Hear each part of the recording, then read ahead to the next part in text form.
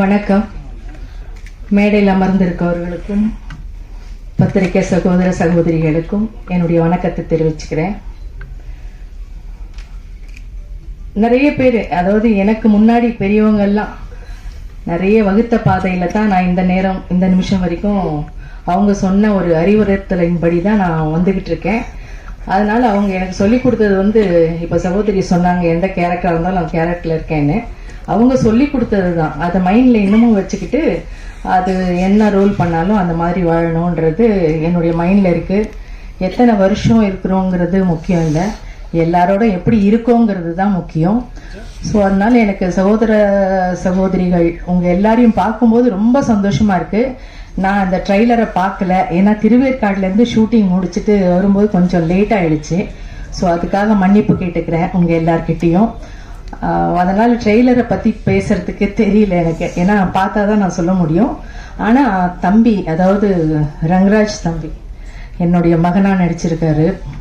உண்மையிலேயே சொல்லணும்னா இந்த மாதிரி புதுசாக வர்றவங்களுக்கெல்லாம் நீங்கள் நிச்சயமாக நிறைய ஆதரவு கொடுப்பீங்க, வரவேற்பீங்க.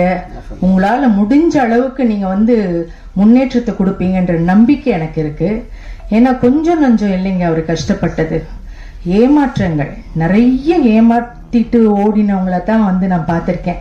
முதல் நாள் ஷூட் போவேன், அடுத்த நாள் போனால் அந்த இயக்குனர் இருக்க மாட்டார். என்ன தம்பி என்ன இல்லைம்மா அது. ஆனால் யார் மேலேயும் அவர் குத்தம் சொல்ல மாட்டார். அதுதான் இல்லைம்மா இந்த மாதிரி கிளம்பிட்டாங்கம்மா அவ்வளோதான் அப்படின்வாரு.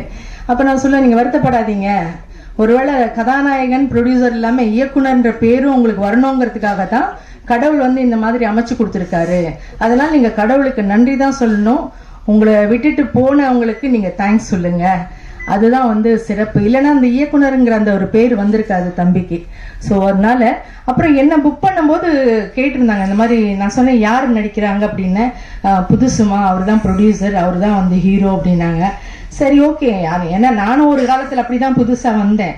ஸோ அதனால புதுசாக நடிக்கிறவங்க கூடலாம் நடிக்கக்கூடாது, அவங்க அப்படிலாம் கிடையாது. என்னுடைய எண்ணம் அப்படியே கிடையாது.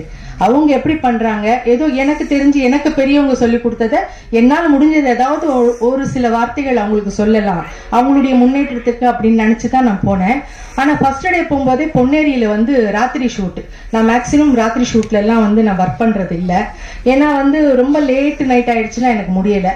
ஸோ அதனால என்ன பண்ணேன்னா, இல்லை அன்றைக்கி புக் பண்ணும்போது என்ன சொன்னாங்கன்னா, இது லேட் நைட்டு தான்மா, 2 to 2 போகிறாங்க அப்படின்னாங்க. சரி ஓகே வரேன். ஏன்னா படம், அதுவும் ஹீரோவுக்கு மதர் ரோலு, புதுசாக வரக்கூடிய ஒருத்தர், அவரால் நம்மளால் முடிஞ்ச அளவுக்கு அவருக்கு நம்ம ஹெல்ப் பண்ணலாம் அப்படின்னு சொல்லிட்டு போனோடனே பார்த்தா மழையில் நனைகிற சீன். எப்போ ராத்திரி 12:30 மணிக்கு.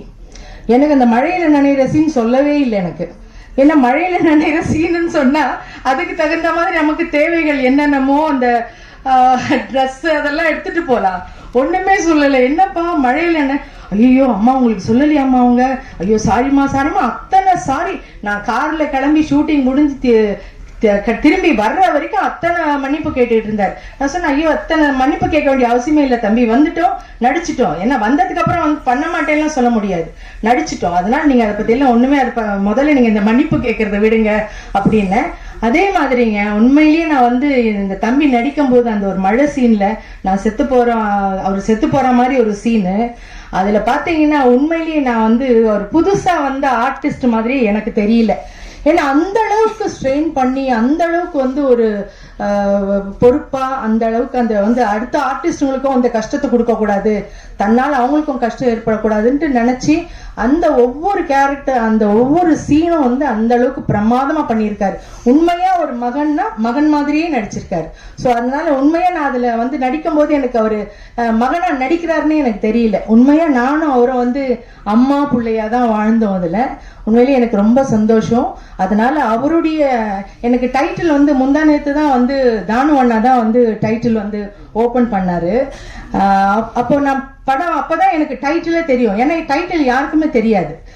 அப்போ டைட்டில் பார்த்த உடனே தம்பி எனக்கு அனுப்பிச்சிருந்தார் வாட்ஸ்அப்ல, அம்மா இது மாதிரி தான் டைட்டில் அப்படின்னு சொல்லிட்டு. பார்த்தா கட்ஸ்.